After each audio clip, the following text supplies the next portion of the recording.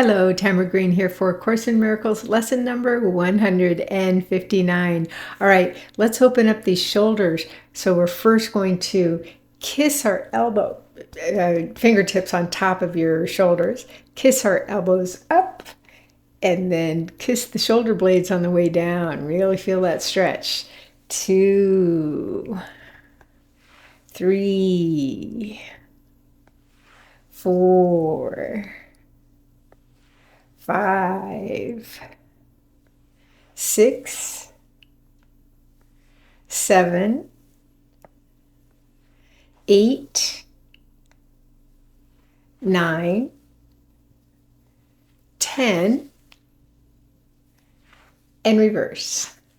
1, 2, 3, 4, 5, 6, 7, 8, 9, and 10. Throw those arms down.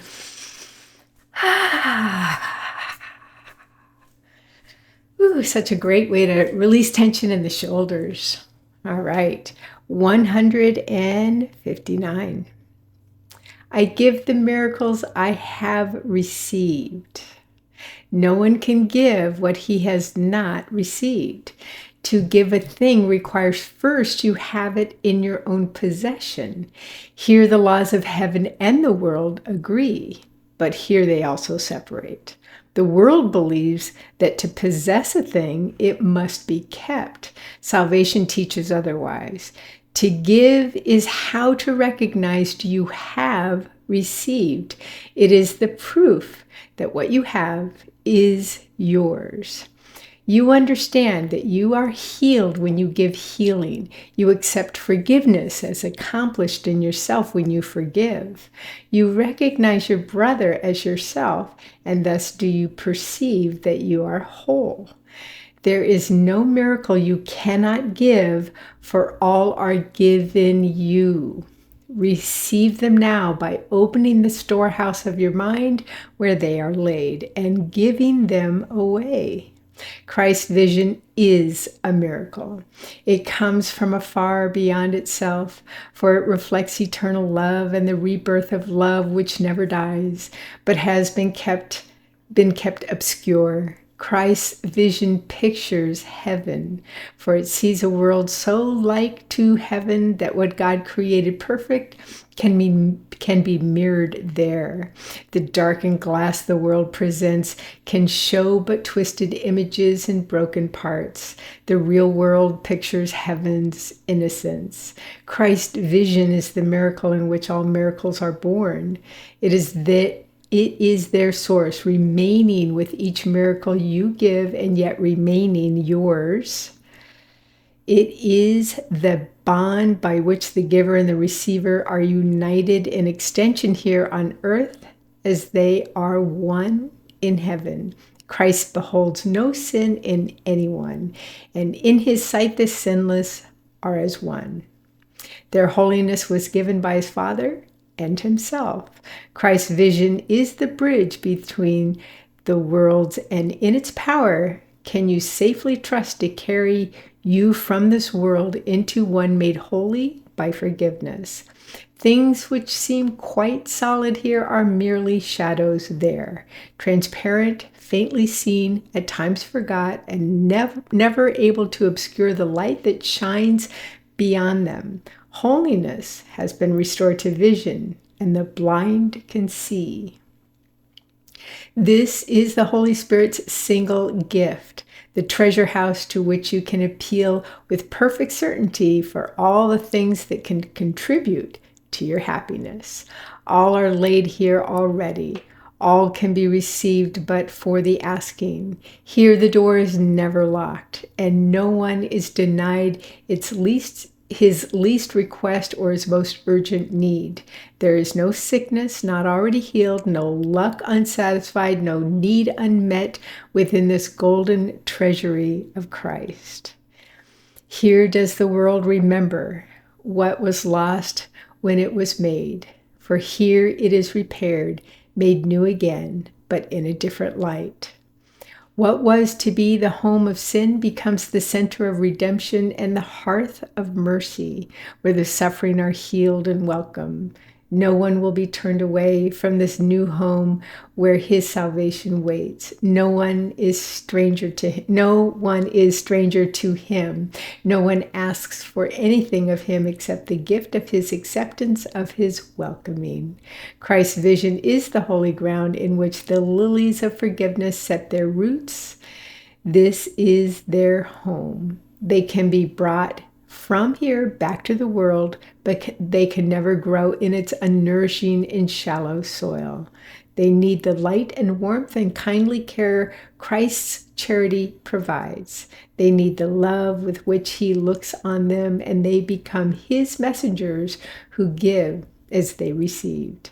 Take from his storehouse, that its treasures may increase. His lilies do not leave their home when they are carried back into the world. Their roots remain. They do not leave their source, but carry its beneficence with them and turn the world into a garden like the one they came from, and to which they go again with added fragrance. Now, are they twice blessed? The messages they brought from Christ have been delivered and returned to them, and they return them gladly unto him. Behold the store of miracles set out for you to give. Are you not worth the gift when God appointed it be given you? Judge not God's Son, but follow in the way he has established.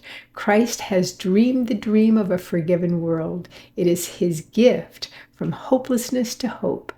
Let us an instant dream with him. His dream awakens us to truth. His vision gives the means for a return to our unlost and everlasting sanctity in God. So 159 is I give the miracles I have received. Okay. I want you to imagine that our fear-based self, the part of us that sees through the eyes of our body, through the eyes of the world, right? That's filled with guilt and fear and judgment and unforgiveness.